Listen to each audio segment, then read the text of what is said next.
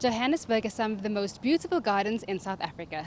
And it's not just thanks to a lawnmower or a couple of well-positioned flowers.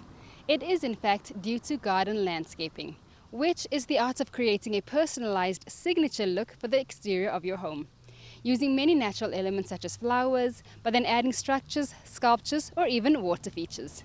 All in all, it's all about a well laid out garden that beautifies your home, making your environment an enjoyable place to live. And today we find ourselves at the home of Bespoke Gardens, Gardens in Wonderland in Emmarentia, Johannesburg. Hello and welcome to Trendz Travel. Now, the COVID-19 pandemic and its subsequent implications on society has definitely affected our day-to-day lives and has also had an adverse effect on many businesses. Not only are lives being lost, but so are many livelihoods, with businesses forced to close their doors. One industry that is feeling the pinch is the South African film and cinematic industry. With many big-name films not being released as yet and competing with the likes of home streaming media means that movie theatres are not making money, so neither are local filmmakers. So what does that mean for our film industry? Jabulo tries to answer that question. A lot of businesses across the world were financially hit hard when the COVID-19 was declared a pandemic last year. The film industry also felt the brunt. When the hard lockdown was implemented last year, it meant all cinemas had to close their doors, and when restrictions were eased, only a limited number of patrons were allowed to movie theaters under strict regulations. The numbers of screenings per day have also been reduced from 5 to 2, affecting the profits. But are cinemas at risk of closing down? Cinemas have survived all sorts of innovations, pandemics, they have survived. We know we will survive. We are stable and we remain open during this period. And we are doing everything from a cost efficiency point of view to really make sure that we are maximizing your operational efficiencies in order to sustain the business. So we will. And the blockbusters that are going to come out in the second half of the year, as I mentioned, are really going to drive the attendances again. During the pandemic, many people opted for online streaming as another way of watching movies. But nothing beats the thrill of going to a movie house. Cinema is still a big screen art. People still, yes, sitting at the comfort of your own home and watching, it's not the same because you're watching on your smart TV, but watching a Bond movie on the cinema is different to watching it at home. Watching a Matrix, watching a Liam Neeson movie, you want to go to the cinema to watch those sort of movies, those high-impact, big action movies. Yes, we may have to look into adjusting some things going into the future, which may not necessarily be a bad thing, but for the foreseeable short term, we think cinema is here to stay. This young entrepreneur from Soweto saw a silver lining during these uncharted times and started his own outdoor screening business. So our outdoor movie nights are mostly situated in Soweto. For now, we just did it in Soweto. So we get a big screen, whereby it's a screen whereby we use a projector, or if not a projector, then what we thought a projector. People come through, they watch, they sit into their cars, they watch through their cars with like FM transmitters and stuff. So we're doing that just to try to avoid too much contacts from different people during this COVID-19. They also get to buy food, whereby food is brought to them.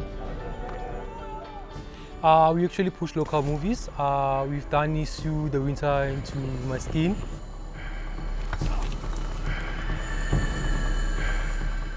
We've done Letters of Hope, so basically content from South Africa. That's what we're trying to push. Where did you deliver the letter to? The warning letter, man. Cinemas have put in place all the necessary safety measures, and a lot of exciting blockbusters are scheduled for release in the second half of the year.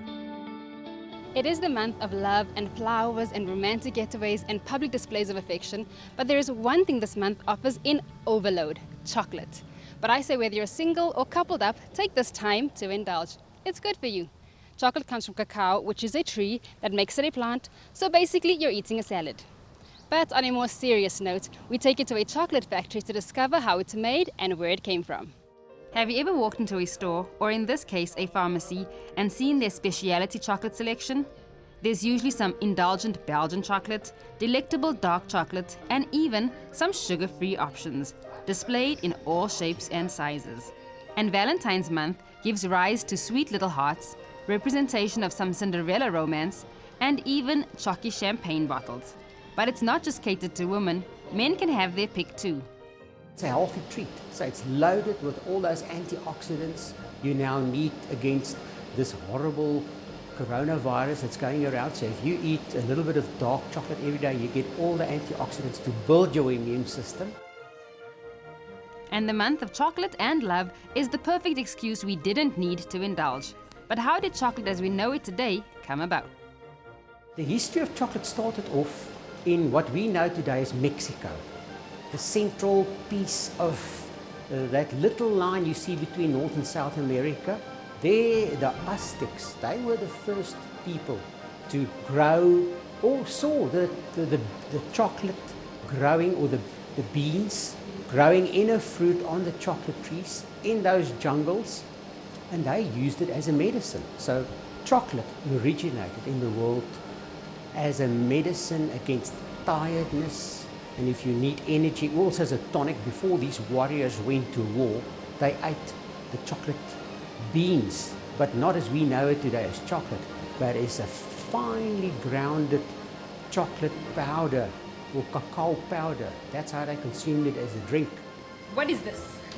What you see here, first of all, is the cacao beans. Yeah.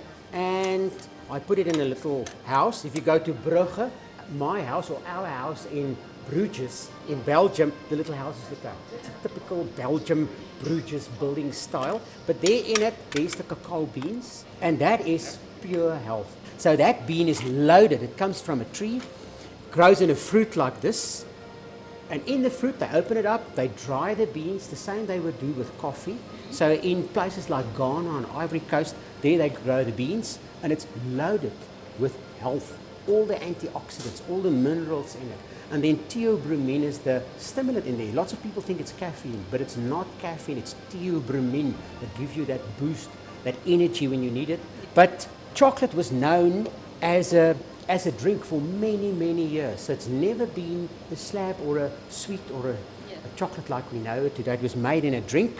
And this is the typical mixer which they use to mix the cacao powder with other herbs and spices in it to make their own drink. And they made it to froth, almost like we do a milkshake today. Yeah. So that's one of the typical mixes they use. Now, back in the day, chocolate was a delicacy reserved for the rich and royal. And we may be neither, but we find ourselves immersed in the sights, sounds, and smells of delicious liquid chocolate in a chocolate factory to see how it's all done. But you know, making chocolates, you need two hands. It's an art, because you need to have the chocolate at the right temperature to temper your chocolates. And just like in the industry, they temper steel to make it harder. You can't just melt chocolate and pour it. You cannot. You have to first mix it at exactly the right temperature. So that's what we do if we temper chocolate. So we do it on a granite surface that's cold. So you pour actually a melted, liquidy chocolate that flows. Let's say it's a chocolate liquid. You throw it onto the granite. Then you need to cool it down to, say, 29 degrees. And then you add some warm chocolate and you heat it up to exactly, usually 32 degrees for dark chocolate, 31 degrees for milk chocolate, and say 29 to 30 degrees for white chocolate. So the moment you do that, then chocolate can easily become hard, and it's strong and it's solid. So you can do it with your hand on a granite surface like that. So that's the art in chocolate. To first temper your chocolate and then work with the chocolate. And you can see what wonderful art pieces chocolatiers can make. But first, you have to temper the chocolate. Okay, firstly, I'm going to show you how we do writing. So in chocolate. So we make use of the little piping bags with crystallized chocolate, which is a tempered chocolate. The piped tempered chocolate acts as both ink and glue for embellishments. Then the second thing I'm gonna show you is how we do the molding. So we're gonna make use of our pralines. So I'm gonna show you how we do the molding and then how we pipe the ganache in, and then also how we close to get the final product.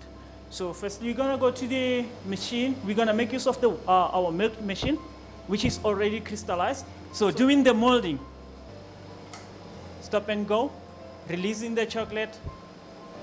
It goes in, there it goes. Then the most important thing is cleaning up your mold. When cleaning up your mold, you must make sure that your sides are very nice and clean. Otherwise, the chocolate, when holding this, then the mold is going to slip from your hands. Then from there, we're shaking the mold. The reason why we're shaking the mold, when molding, there's bubbles at the bottom surface of the mold. Then they come to the top surface like this. They are destroying from the top surface. Then from there, when done, we tip the chocolate out to make a shell.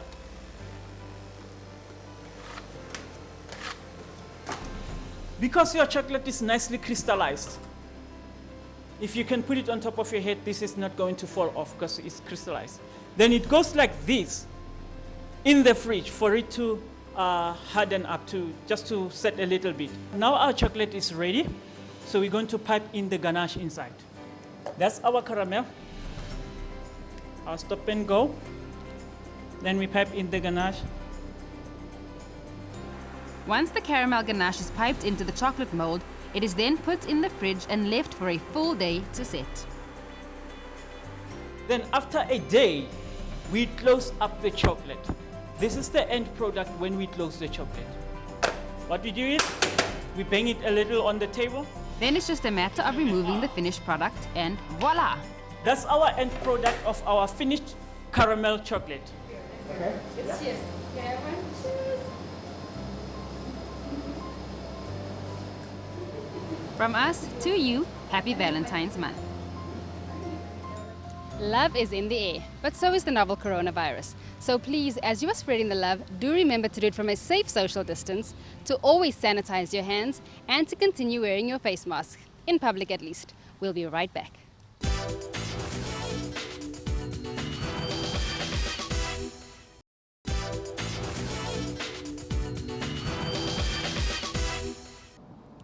The Kalahari Desert in the Northern Cape is not a desert consisting purely of sand dunes as one might imagine.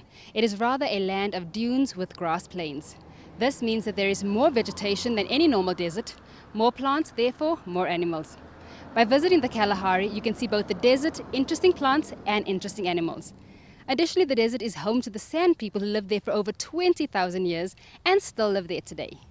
We spent a day in the Kalahari to learn about the rich culture of the Sand people and explore the fun side of the desert.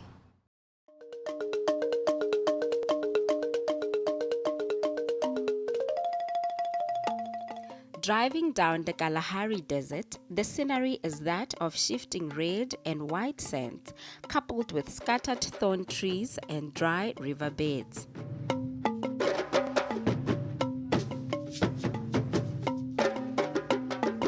The landscape is shaped by extreme heat and frequent droughts.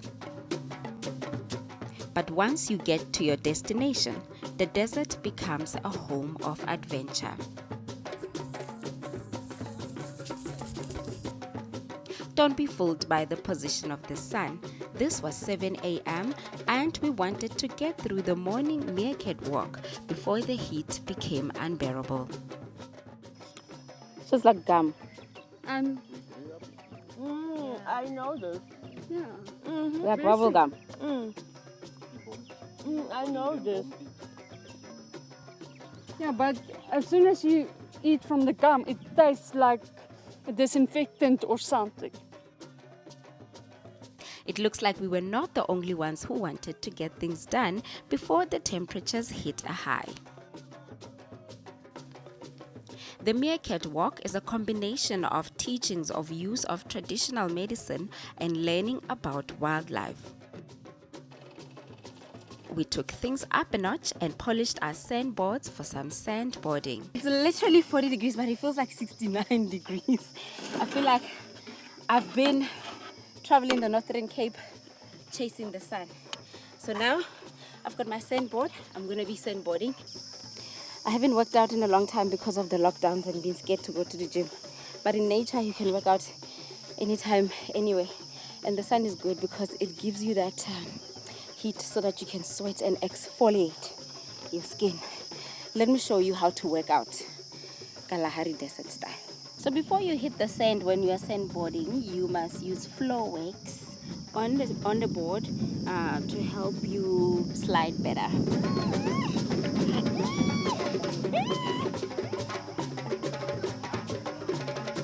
The sand actually is extremely hot. My feet are literally baking. I did my first round. That was interesting only because I closed my eyes. I'm gonna try and be a bit more spontaneous and see if I can do it standing. But the second attempt left me feeling like doing a couple more of these. Yay! Ek is gebore hier in die Kalahari en ek het baie uitgewerk en weer teruggekom en die plaas probeer koop en ek het dit inderdaad gekoop met my eiendom. Maar ek hou baie van die Kalahari. Ja. Want die son is anders, dit is 'n unieke plek, heel anders as ander plekke. So ek het 'n groot liefde vir my Kalahari. From the red sand dune slides to a much more insightful encounter. The Aaron Range afternoon drive is a Komani San guided tour. Here, your tour guide takes you through the Komani San culture. The real name is the black-backed jackals. Head. And this is my stick. This is, we call him a gas. Gas is a lobster. Gas. And this is the skin from the black-backed jackals. From here, the guide demonstrates the hunting process using the bow and arrow. Real hunting bow and arrow. But the hunting bow and arrow they will not have a point. So the point will be separate and the arrow will be separate. So when you go to hunt, you put it together. So the point will be alone and the arrow will be alone.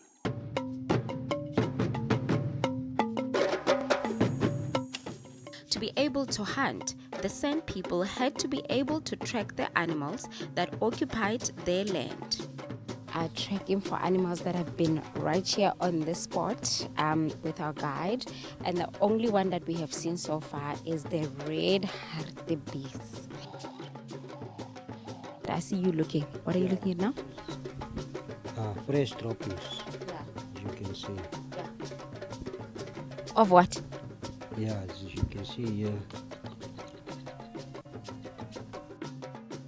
Such fun-filled day in the Kalahari can only come to an epic end. The sunsets are something out of the Jungle Book, so we savored the moment and enjoyed Sundowners Kalahari desert style. The sunset just behind me, and of course, right over there is a table with proper sunset experience with the roosterbrood. They put jam in here, cheese and butter. Tastes like bread, but there's also ginger beer. I don't know if I'm just thirsty or it's the good stuff, but it tastes good. Clean, crisp air and beautiful sunsets. This is the stuff that dream destinations are made of.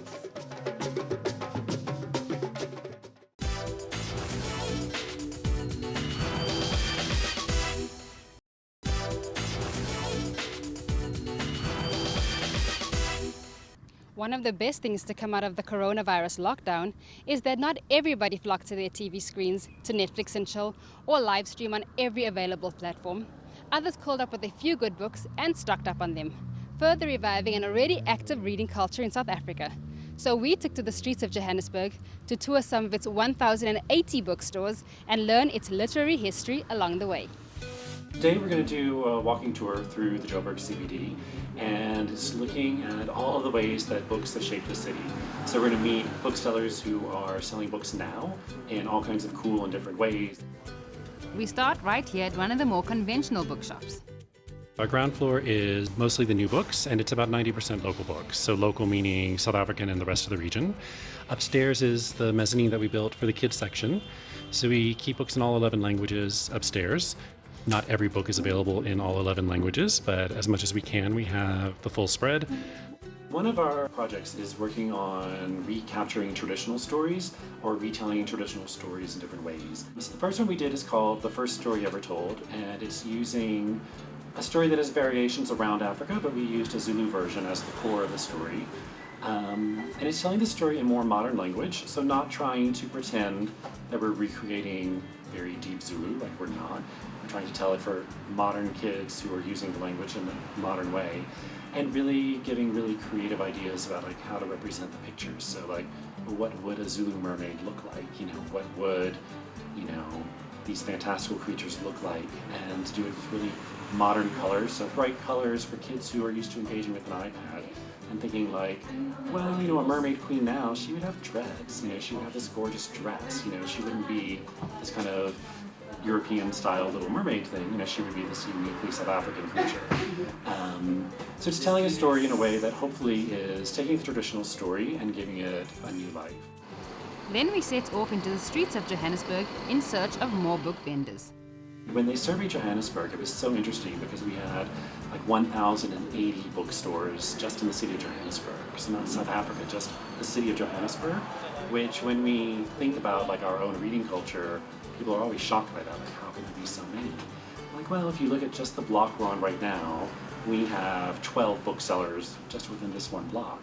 And between here and Park Station, which is just a kilometer away, there's 70 booksellers in that tiny, tiny stretch. With that 1,080, that puts us in the same league as Paris and like more than Sydney, you know, more than Berlin. But where we're really different is that 90% of our bookstores were secondhand shops, and 90% of the books that were being sold are from overseas. So in here, it's not that our reading culture is so weak, I think, it's just that we have a very different model for selling books. There are other different booksellers that sell different books, but as for me, I just do remix. I sell both novels, motivational books, and used school books. Yeah. There's so many variety. You know, when I first started meeting the bookshop owners, I was like, oh my gosh, that's such an unusual combination to have as stock. Like, why are you having a bookstore that sells nappies and books? You know, that's so strange. But in town, the combinations can be really varied. So we have a lot of shops that combine fashion and books, which is very cool and interesting, you know, that there's so many fashion boutiques that also sell books. So one of my neighbors sells really gorgeous winter coats and political memoirs and herbal supplements. It's not only a tour of the booksellers of now, but as we venture toward the Johannesburg Library, we are regaled with stories of booksellers of old and the treasures they housed unknowingly. Before Shakespeare was bound, so it was just written on parchment paper, and then they would have a leather top and a leather bottom and tie it together with straps like these that were that old. He had all the old building plans from the city. He had like old etchings of Joburg, and he was really committed to African writers. The history and expanse of the library is also divulged. So underneath us right now, there's 500 parking bays that belong to the provincial legislature, and under that is all the books. So like this whole park where we're walking now, we're walking on top of 1.5 million books. So when the library reopens, if you go to the reference desk because you can't find what you're looking for, they'll still write on a little piece of paper for someone to go on a little trolley, zipping underneath us to find the book in the stacks underground. So the library is amazing, and when it's open, it's really, really well used. So it had closed for about 5 years to remodel. They spent 80 million Rand redoing the library, and basically they installed like Wi-Fi, they, you know, just modernized everything. Our walk takes us through the inner city CBD for an impromptu snack break, to a little unknown pop-up arcade with gorgeous skyline art, and then back to the Rand Club where we started off. The Rand Club houses an antique bookshop with some eerie old hidden spaces that are well worth exploring.